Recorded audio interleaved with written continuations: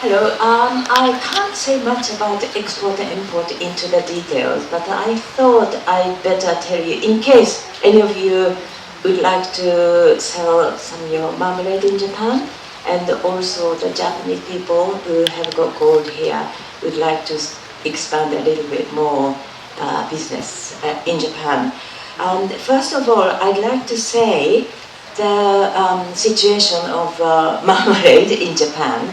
Dharma World Marmalade Award actually has changed, I think, a lot of Japanese people's idea about marmalade, and as if it's completely different food. And food, as you say, as you know, food is a great passion for Japanese people, and they pay quite good price for good food. For example, the one small jar, maybe 135 gram of marmalade, sells about £6. That's average, £6, and sometimes it's much, much more.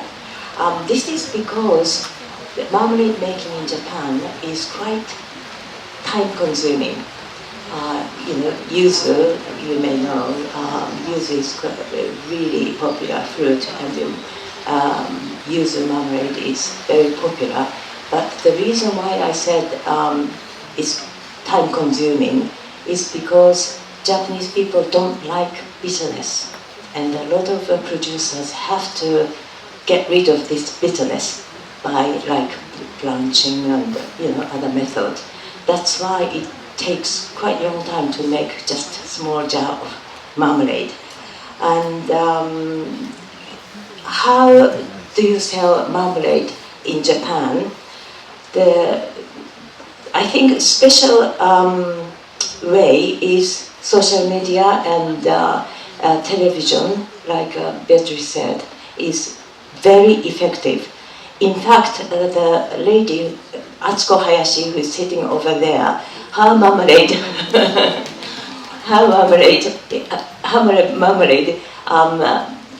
was introduced in a Japanese popular program. And in the program, Dan knows that popular program about Matsuko, and this celebrity host praised Atsuko's marmalade. And since then, her marmalade is sold really, really well.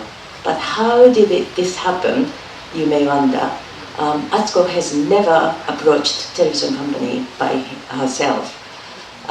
She doesn't know exactly how, but she thinks that somebody who went to British fair or event where Atsuko sells marmalade, found Atsuko's marmalade was really good, and she or he approached the television company. So that's what Atsuko thinks, how her marmalade was introduced. Also, another thing is the really big drawback for this is it's often short-lived, as you may know, and people really get really excited, but as soon as other new products come, their interest moves on to the other one. So it's quite possible that it's short-lived. But having said that, once it is introduced, the people, very loyal clients, will buy for long term. So I think even people everybody don't stick, doesn't stick together to the one kind of marmalade. I think it's good to find loyal clients. Another valuable selling point is you all know that having stickers on the jar. The Japanese people love the word gold and the best and fantastic, the best in the world. They love it. And I think that's a really good idea. But if you have got website, you have to say that, I've won the gold this year, 2 golds or 3 golds. But not only that, I really strongly suggest that what this award is about and how important for British marmalade makers to get, even bronze or silver, and gold is so, good. So you have to tell them, how, what this award is about.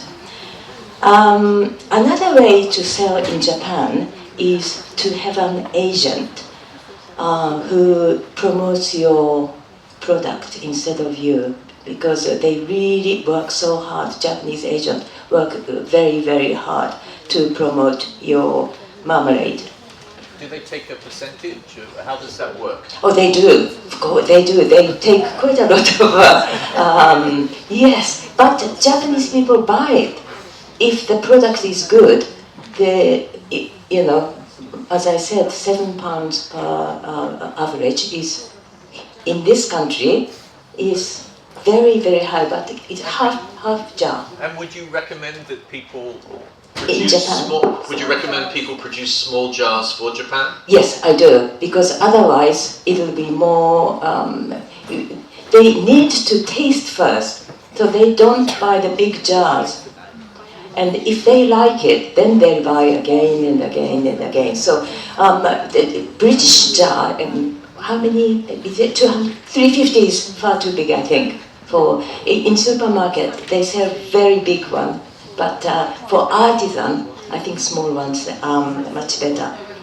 Having an agent, for example, Hankyu department store has they hold far the biggest British fair in Japan. And anybody who has been there before, Hankyu department store, British fair, they have battery sales there, and most of it, that has.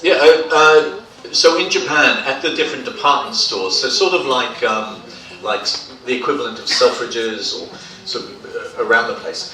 I was trying to think, but we're running out of department stores in the UK. They're all shutting down, but they're still doing well in Japan.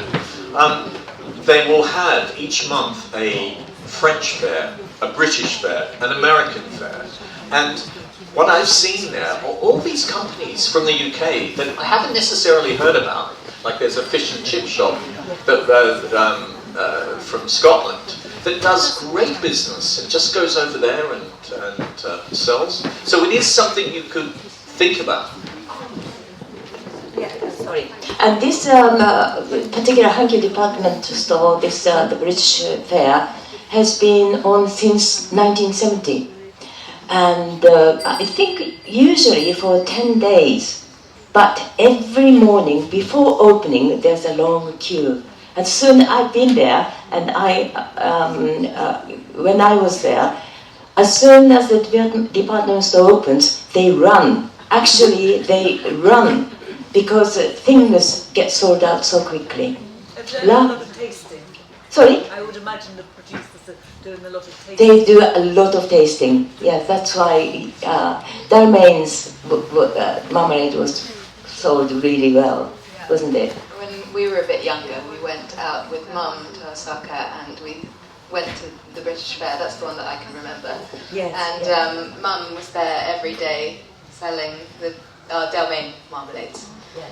And I think that was the beginning of how we ended up finding a distributor who then sells our Dalmain range in Japan. It's a bit Harrods sale 30, 40 years ago. Harrods sale after Christmas. Yeah. People were queuing, and yes, it's a bit like that. Yeah, last year, somebody said that they sold 500 pies a day, British pies. The fish and chip man, I do remember being astonishingly successful. There was a queue round the store for his thing. But if someone was looking to be part of the British Fair, Yumiko, are there UK representatives they can approach?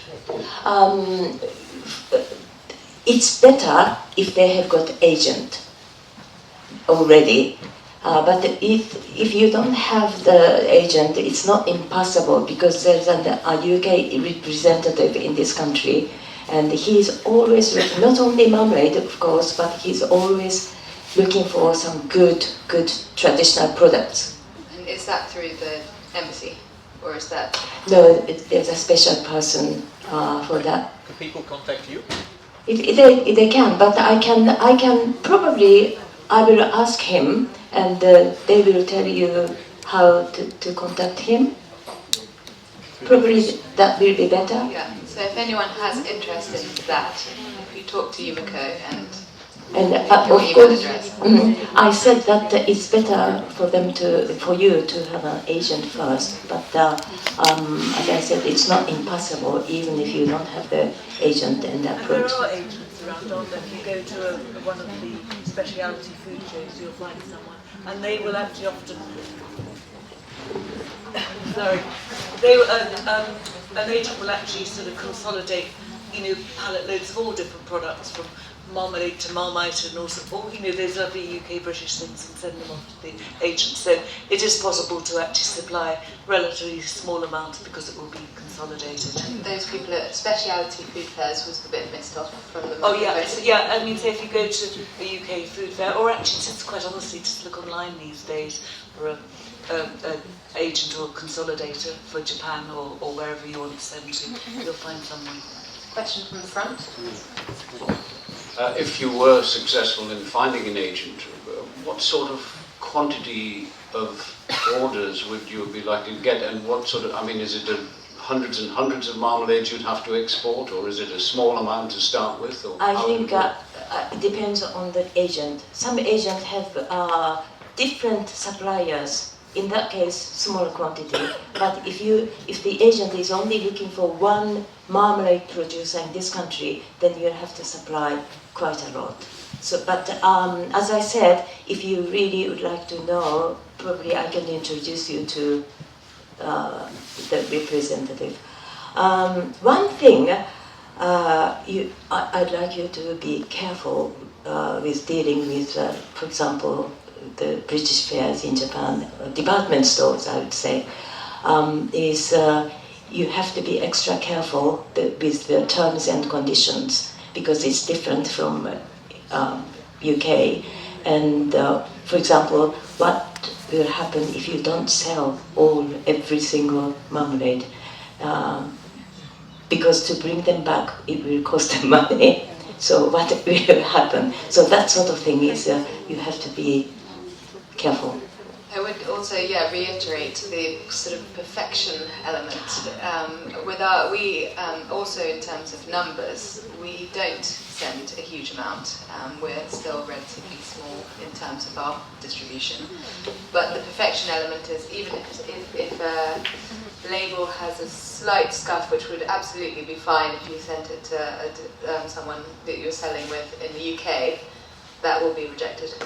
Yes, And also, yes.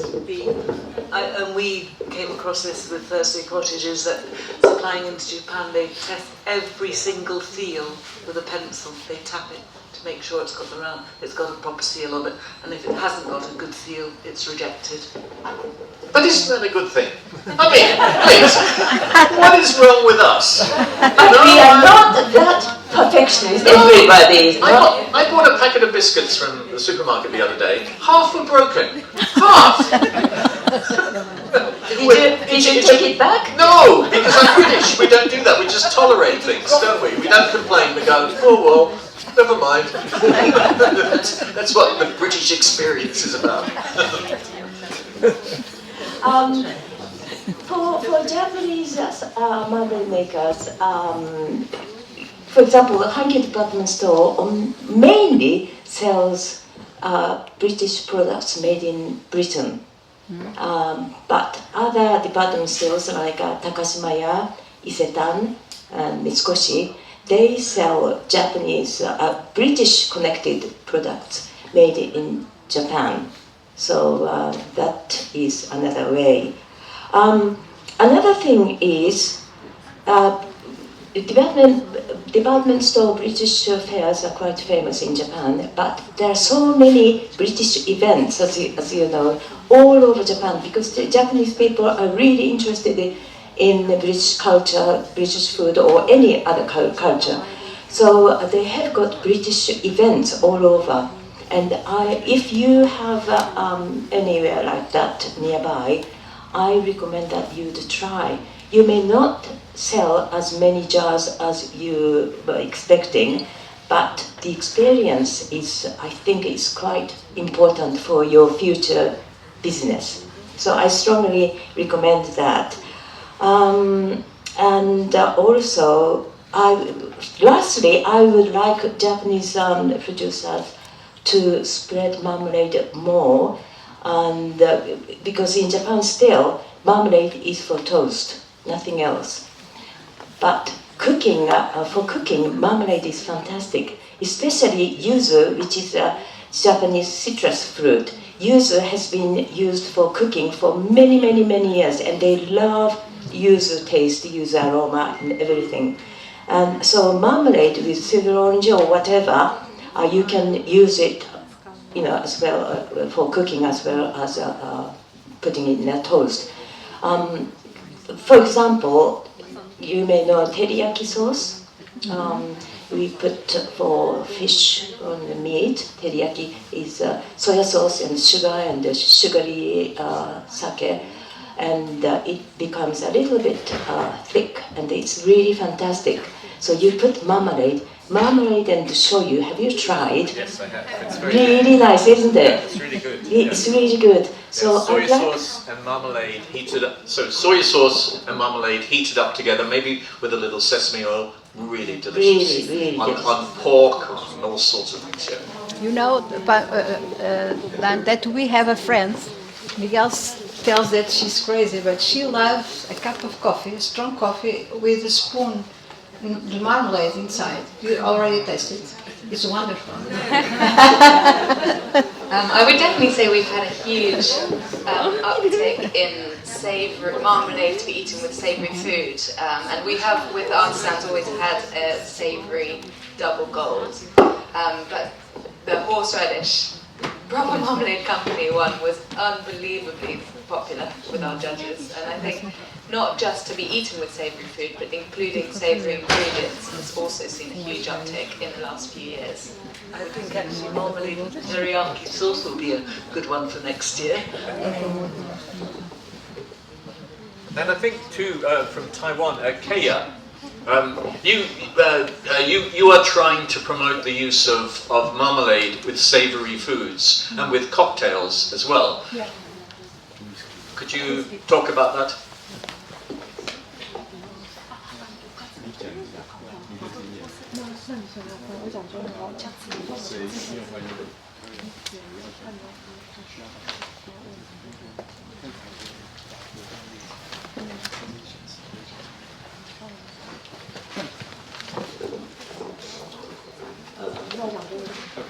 在台湾跟日本一样，就是果酱通常都是跟吐司搭配的，所以我在思考果酱怎么可以更多元应用在饮食上面，那就把它跟台式的饮食结合在一起。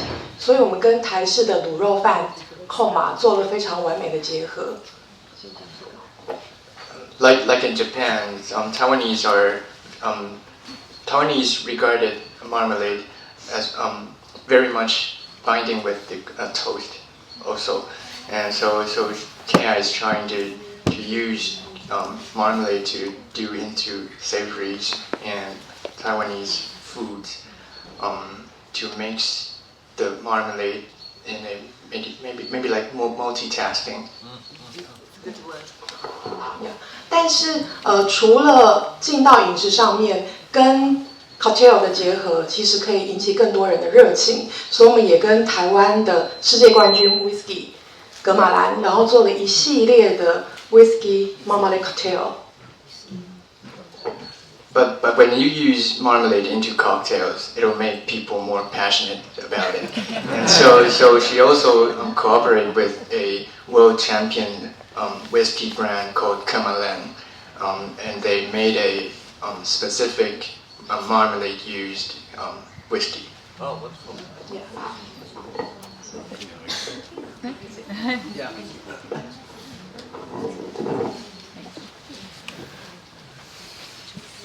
Can I ask, does anybody here sell their preserves to chefs or to bars or... Yes, lady? Yeah, we sell Mayor Lemon to a local hotel, and they make a lovely Mayor Lemon cheesecake with it. Cheesecake? Yeah. Oh, how lovely, Yeah. yes. That was Mayor Lemon to a hotel. Yeah. For cheesecake. But I also make a mojito marmalade and a espresso martini marmalade myself. So.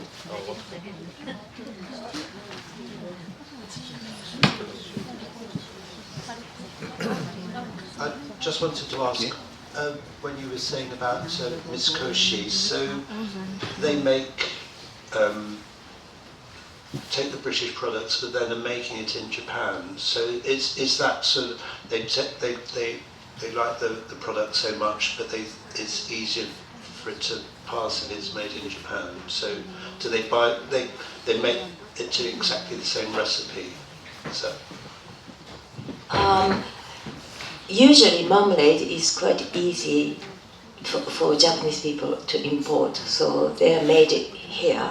But scones, which the Japanese people love scones, and Dan will tell you that importing flour from other country to Japan is very, very difficult. So they usually they use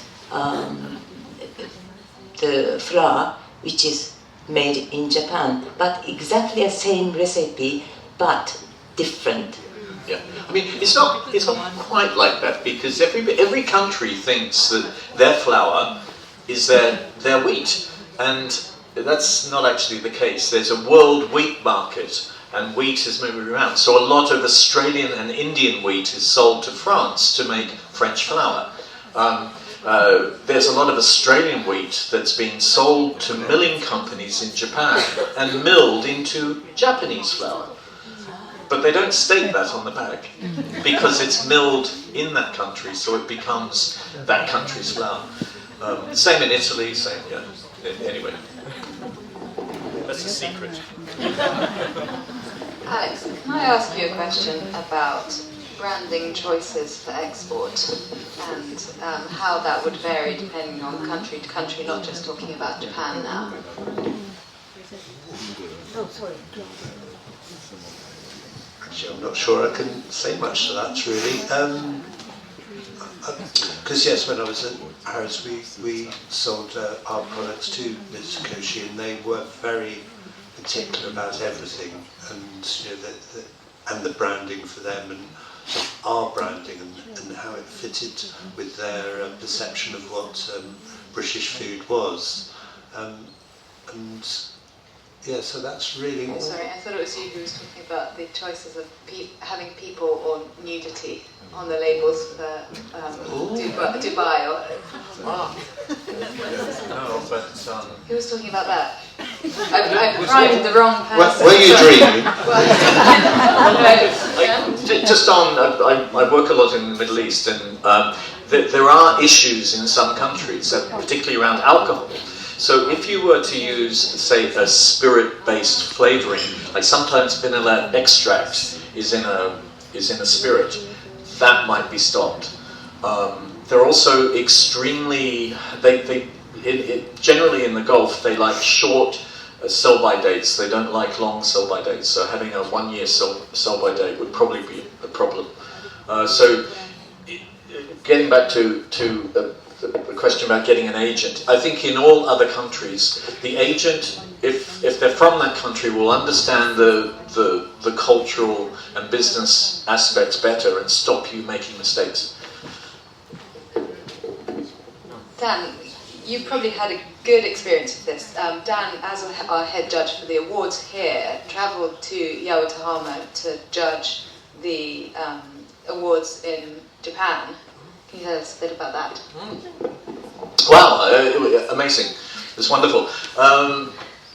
One thing that's unusual here is that all of our citrus fruit comes from overseas, that we don't grow citrus fruit.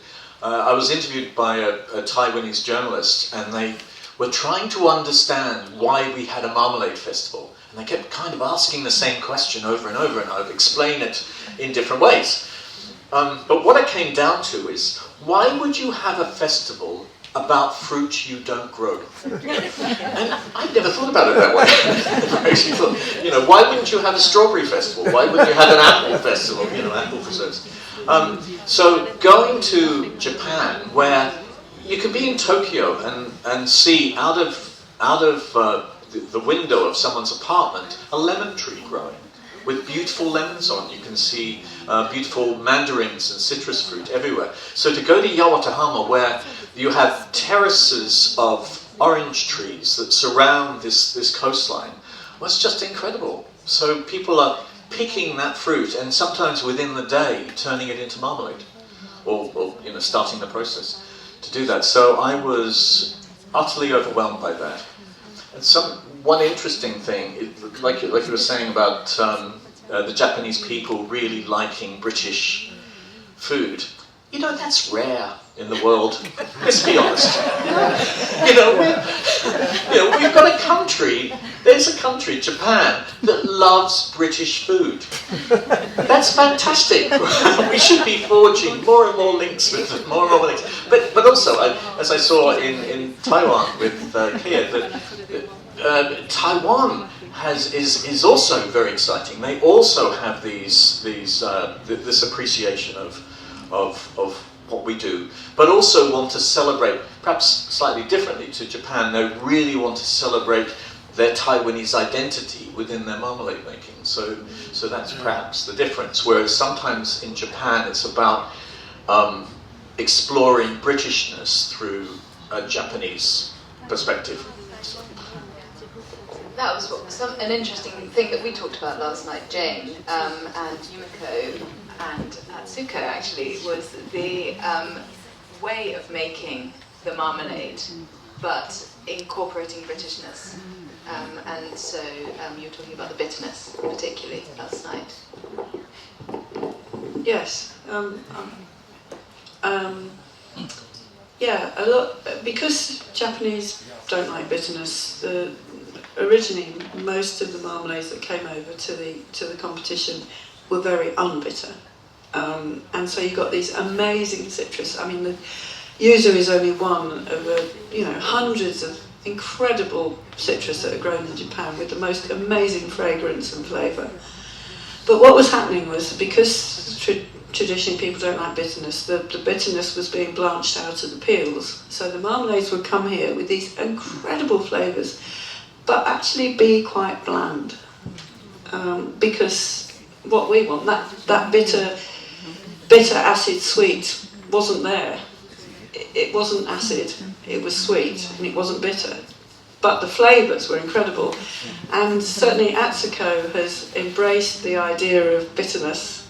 She'll tell us, if you're coming to Atsuko's demo tomorrow, she'll explain what she does. But basically, she has embraced the British idea of bitterness.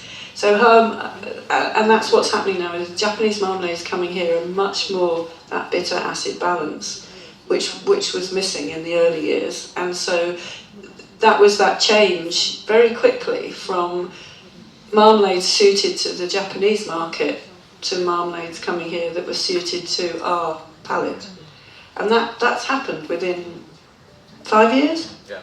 Less. I mean, it's really interesting how flexible and how much learning has gone on from the Japanese into what's coming here. That's not to say that we're judging all the marmalades on the British standard, if you like. We're not. But that balance, that magical bitter acid sweet balance is what makes a marmalade, I think. And as I say, Japanese people have adapted very, very quickly to that idea. Yeah. Last few years, particularly I try to promote, because I love marmalade so much, I try to promote not British, but any marmalade to Japanese people. And some people already know that, the award and everything, and the artisan marmalade makers in Japan, and they tried and they loved it. But other people say, oh, I don't like marmalade because it's so bitter. So that is most of the people. Most of the people think that marmalade is bitter. That's why I don't like it. but Been it's to the changing. Dalmatian World Marmalade Awards. I know. So I should say that you should come to the award and try to taste all those marmalade. Could you also just talk about sweetness within the Japanese? That's another thing. Japanese people also, they don't like too sweet. So if the marmalade is not sweet, the bitterness comes up even more. So what can we do then? I think you can also introduce marmalade in different ways, like by teaching people how they use marmalade in baking.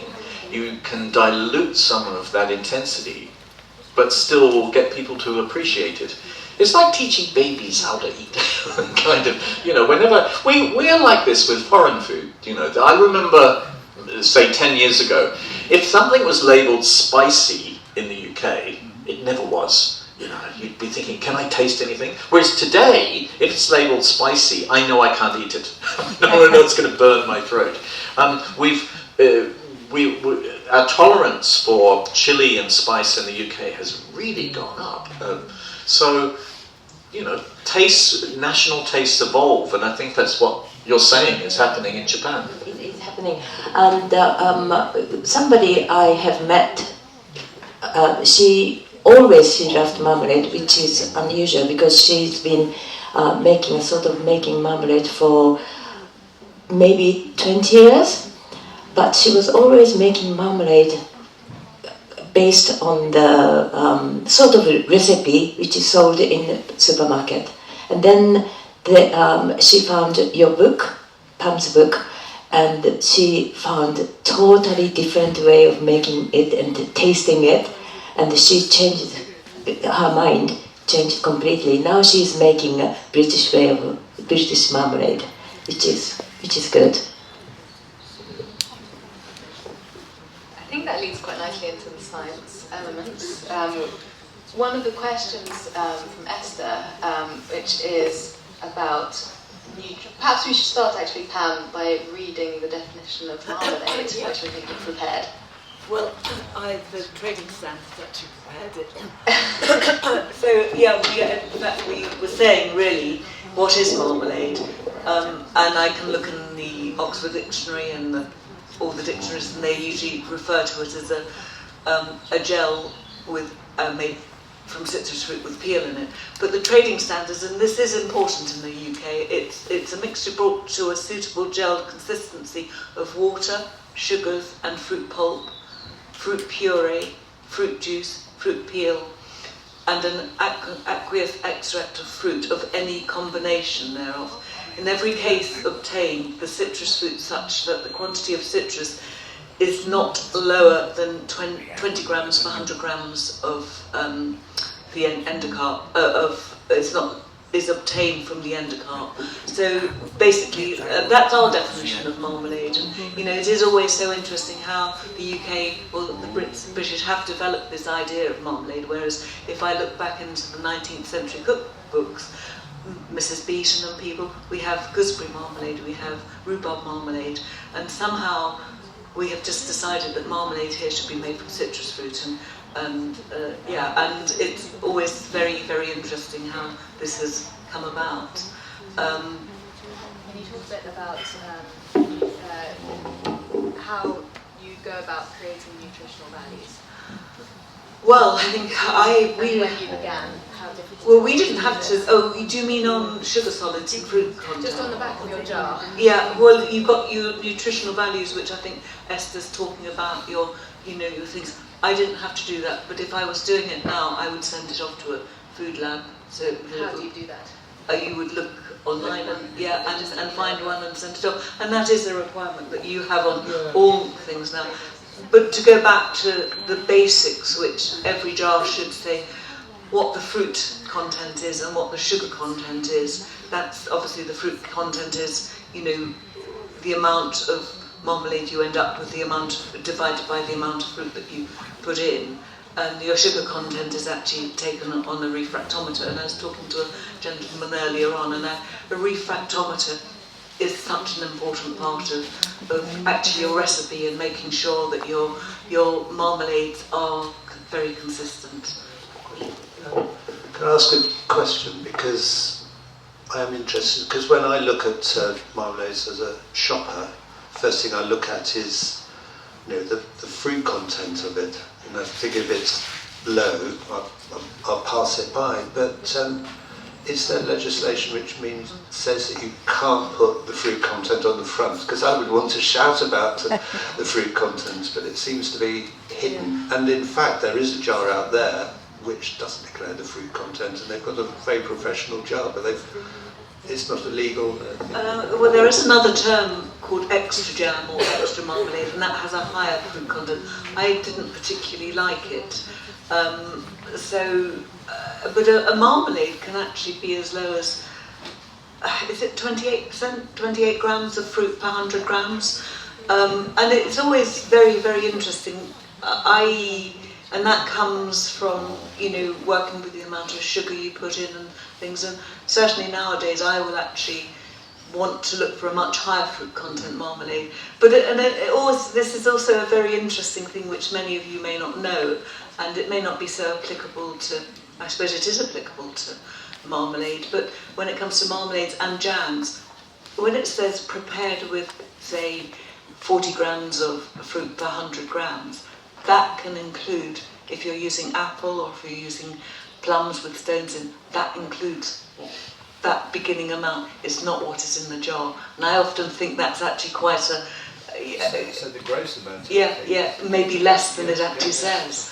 And of course, actually, if you're... Eating sausages. And if you're making a jelly marmalade, you've probably lost a lot of your fruit content there.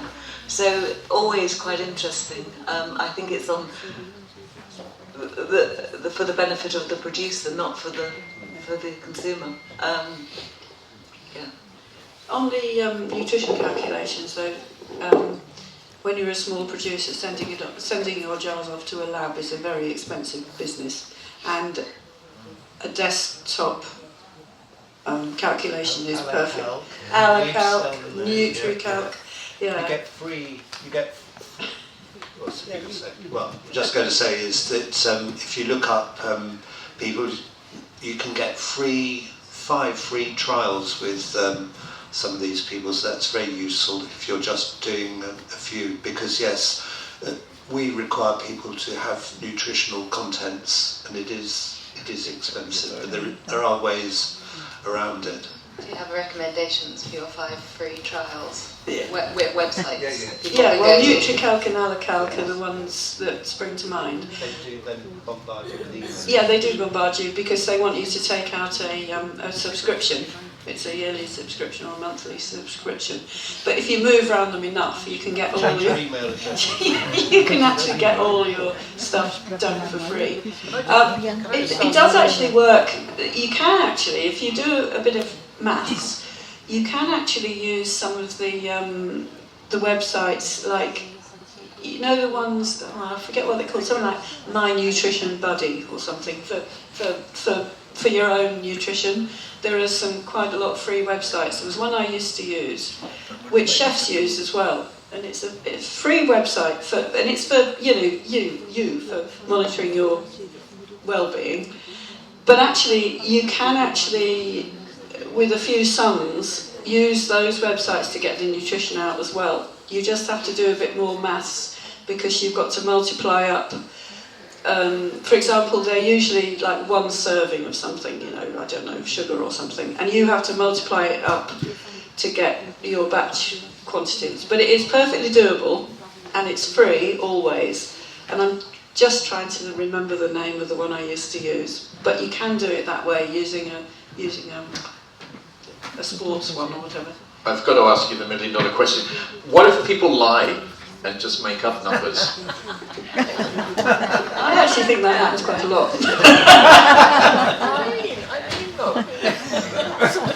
Just Well, guess yes, it. but if you were then exporting to Japan, it would all be rejected.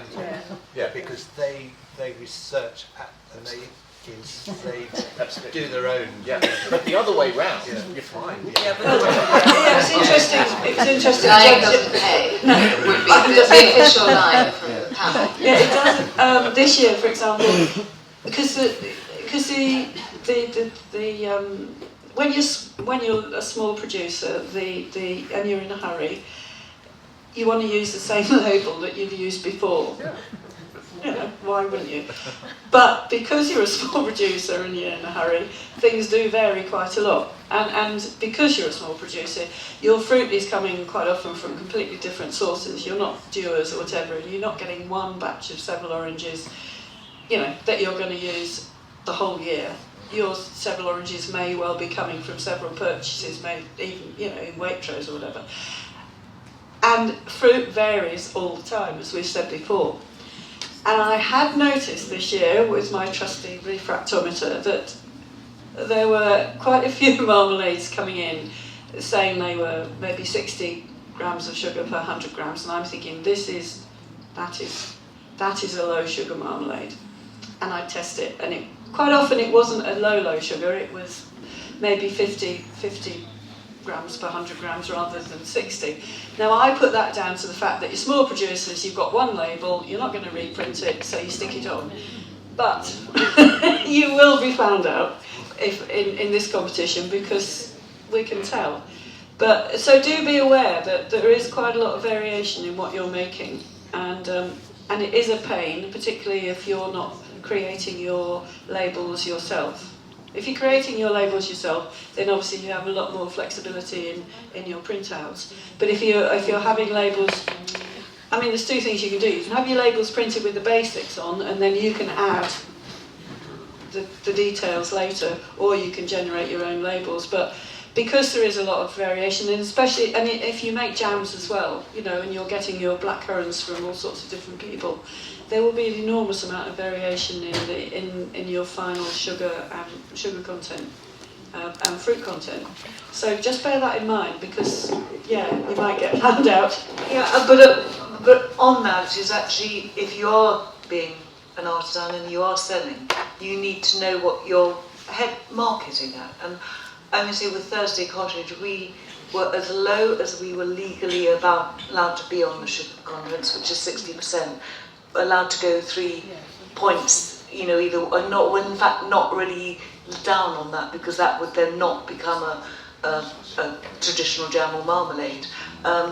So I think if you work out, you've got a marmalade that one of your golds, check it out, see what it is, and work to that. And although fruit may vary, your actual fruit content shouldn't, because you should be able to cook to your fruit or your sugar content. Really, I feel.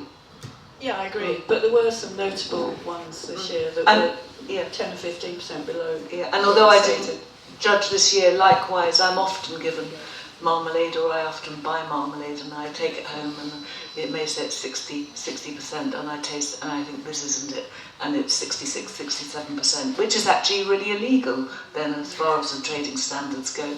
So it is, you know, it's yeah. Alice's question. How much does sugar content or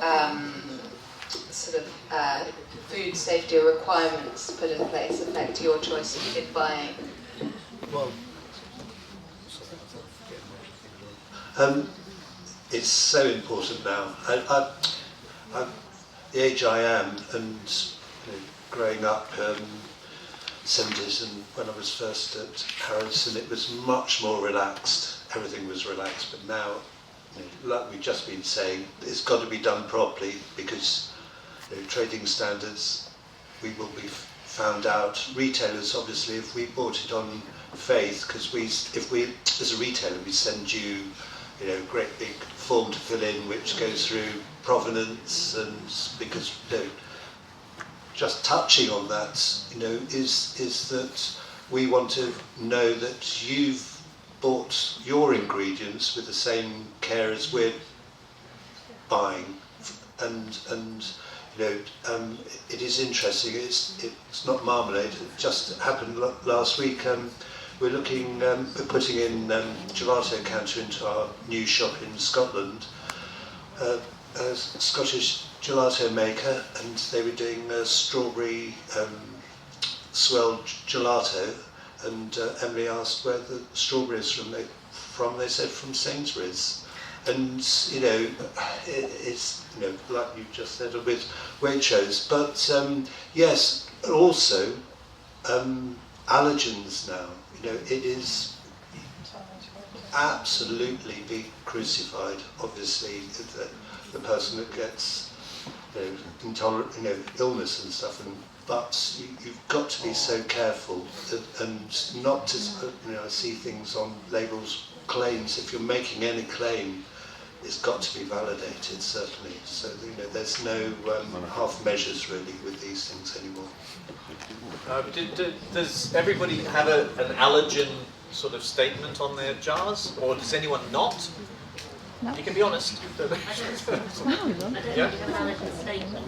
No. But we, You don't say. Do you highlight in bold anything? there's only one Yeah. possible allergen in all of them. I think allergen statements would legally have to have them. Well, especially if you are obviously making it in your own homes and stuff, you've got to consider, well, you know, I'm making it in my kitchen, what other things are in the kitchen, you know, if I just had a bit of cheese for lunch and stuff. So you know, sometimes you probably need somebody else, third-party person, to come in that you trust, that can see it from that point of view, because you might be too close to the to the situation. Yeah.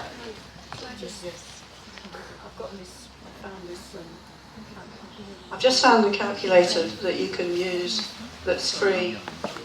It's called myfitnesspal.com, and they have there is one section that's a recipe nutrition calculator. It's called MyFitnessPal, and it looks very unlikely. Oh, I don't know. Yeah, Preposterous. but you can actually do your marmalade nutrition calculation from that, if you can add up and take away and multiply. Do we have any science questions before we move into our last? Could I ask just Jane, on foraging, on foraging and kind of HACCP and sort of traceability, how does that work? That's a very interesting question, because the regulations go against you doing anything like that, but at the same time. And you know what foraging is just where you go out and just pick things in the wild to use in your cooking. Yeah, and it's difficult because there's no way, because I do a lot of foraging, used to and still do, and incorporating wild foods into your marmalades or jams or whatever does mean it does preclude you really from any of the, like salsa, or certainly British, the big one, any of the what do you call it? The certification bodies, like salsa is safe and local, whatever. It does really preclude you from joining any of those, which is a great shame, because you're trying to use different wild things, but the system's against you. But what I did do was, we did actually, because I used to use a lot of wild stuff where I was interested in particularly say in evergreens, in the terpenes and the various chemical components that make the flavours. How I got round that was that I did actually used to get some R&D money from some government department. I think it took them a lot more money in time and labour to analyse what I was doing than they ever gave me in R&D money. Truly, I mean, they spent thousands looking at what I was doing. But I would, if you could prove that what you were doing nobody else was doing in the world in space, you could show what you were doing in terms of the chemicals that were being produced by the plants that were giving the flavours that were going into your products, you could actually get around it that way by saying that this is something nobody else is doing. And eventually it took a lot of doing and a lot of hours of spreadsheets and God knows what. I did get R&D grant money for doing this, and it was a validation of using wild products in my stuff. But there was a lot of effort involved, honestly. But it was worth doing in the end.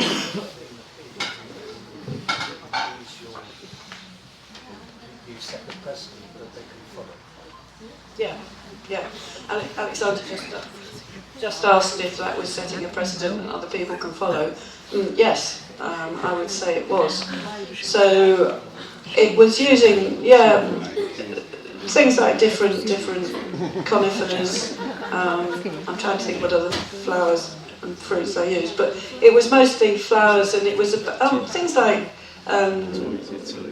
geraniums, attar of roses geraniums, things like that, where you're looking at what the chemicals are doing, what chemicals are in there that are producing the flavours that you're looking for, and how you're extracting them, because quite a lot of them are very fugitive, and you can't extract in water, you've got to extract in oil and all that kind of stuff.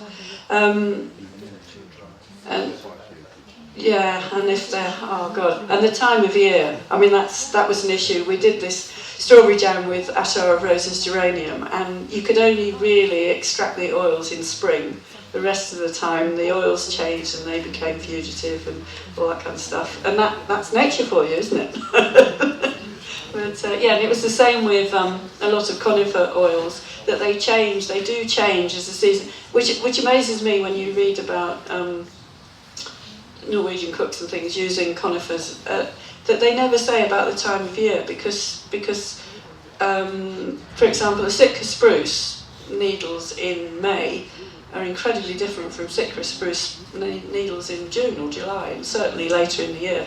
And the actual range of chemicals that are in those needles change radically. So the flavours that you've got, I can go on about this for hours, the flavours that you've got change radically as well. So I do find it astonishing when you see recipes for, I don't know, pine needle panna cotta, and it says get your pine needles, but they're very different at all the times, you get completely different flavours, and some of them are not very nice. No, just linking onto that, from Taiwan we have Loha's edible rose collection. You're using rose petals in marmalade. Has that been challenging? Has it been easy or difficult? Very difficult. What are the difficulties? It's most difficult to keep its flavor and the color.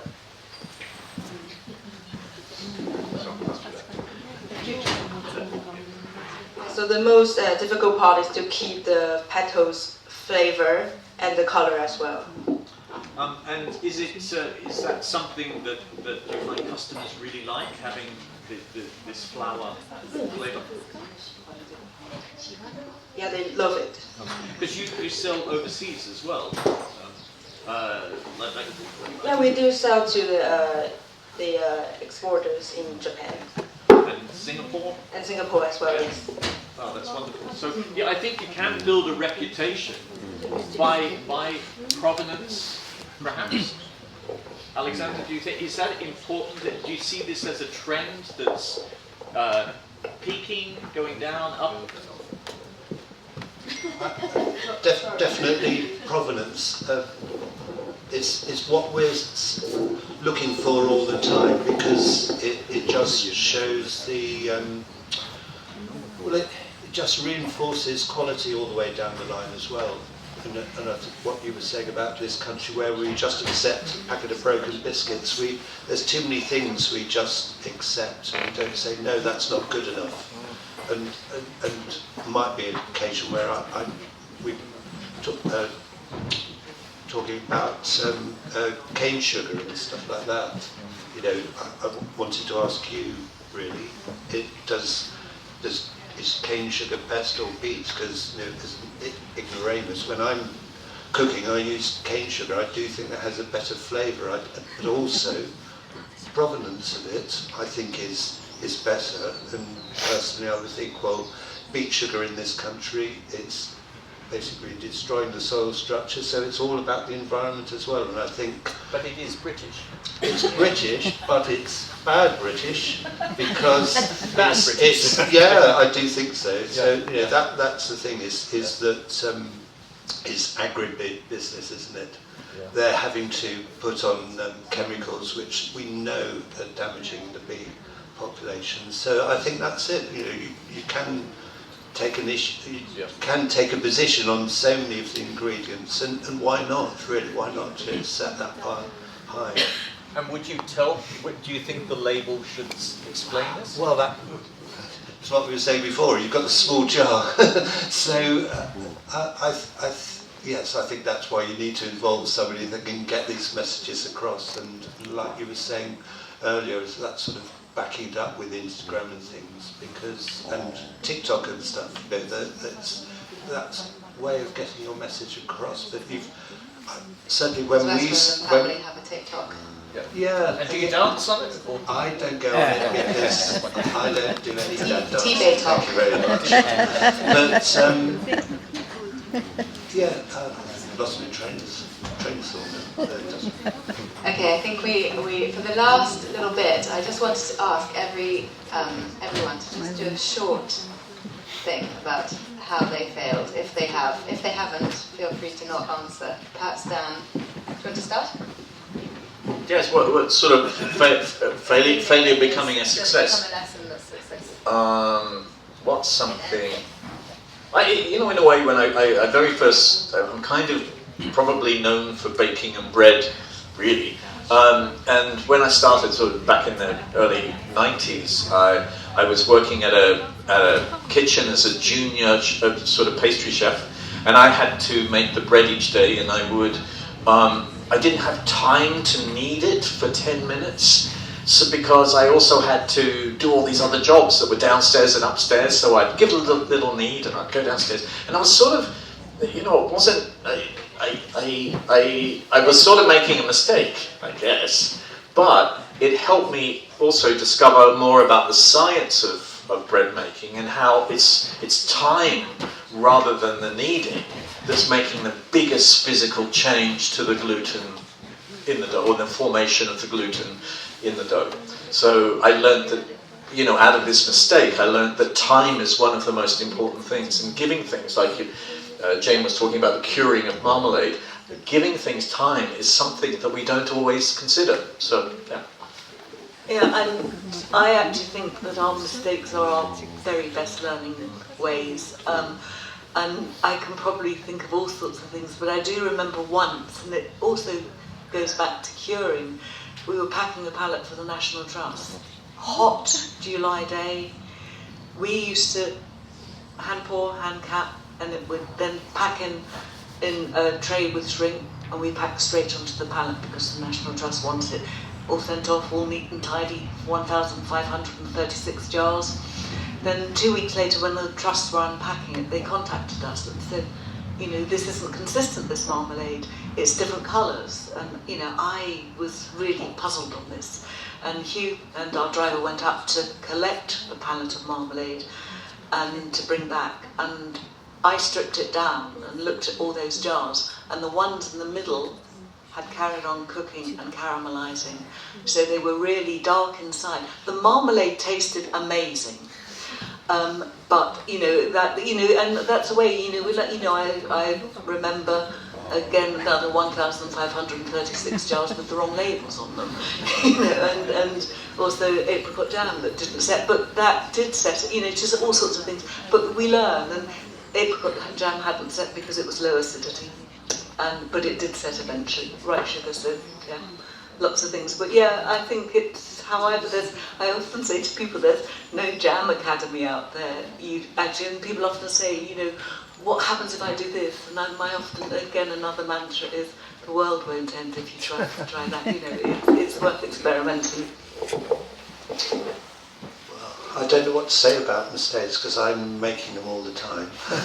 Just constant. I keep on hoping that I'm going to learn. But, probably for me it was probably being naive and trusting, actually, just thinking everyone's on the same wavelength as me. So certainly I do try now to make sure that I've got all the facts in place and do know the ingredients and have asked them the price before we get too far down the line, because that's quite embarrassing. And luckily people know me now, so I phone them up and say, "Oh, I'm sorry, I haven't asked you the most important thing," because for me, the most important thing is the product, and then price comes second. So yeah, I'm still learning. Sorry, Beck. Well, you probably gather from what Alexander's been saying about me that the mistakes I've made have been many and manifold, and I've just made terrible mistakes. I can only think of one mistake that turned out good, and it's only a little thing, but early on in the piece, this is before, as Dan was saying, the business of chilies in this country. I'm a great chili lover, and years and years ago, maybe 30 years ago, I was making something with chilies in, and I'd had the chilies in a muslin bag, and I'd washed the muslin bag out, re-sterilised it and everything, and then I'd put something else in the muslin bag to put in a Seville orange marmalade. And when the Seville orange marmalade came out, it was very hot. And I thought, actually, I really like this. I mean, it was a huge mistake, and I think it had gone to someone who was mortified. Anyway, I thought about this, and I thought, well, actually, I like this, so I made a Seville and chili marmalade. This is many, many years ago. I mean, everyone makes it now. And it ended up in Fortnum and Mason, so that was a good story.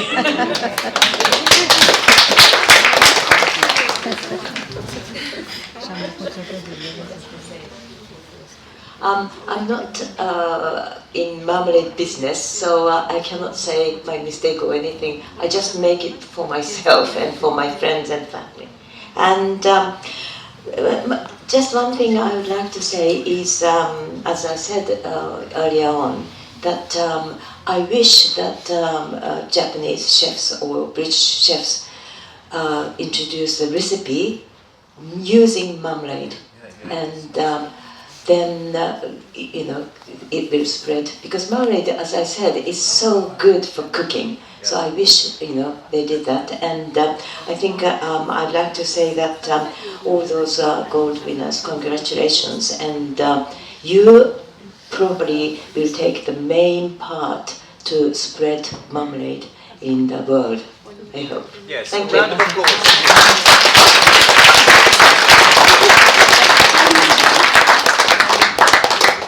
So, to sum up, trust but check, take time, learn on the job, and don't wash your equipment. But the most important thing is the product, which you already have, and it's so impressive what you're doing. And I just wanted to say thank you so much to the panel here, and for you all for coming. There will be lunch provided, which will come out in a second, but Jane is also in the corner if you wanted to taste and buy everyone else's marmalade. Have a chance to wander around the garden if you'd like to, and to reconvene at 1 o'clock inside the house if you go through the front door. Thank you very much.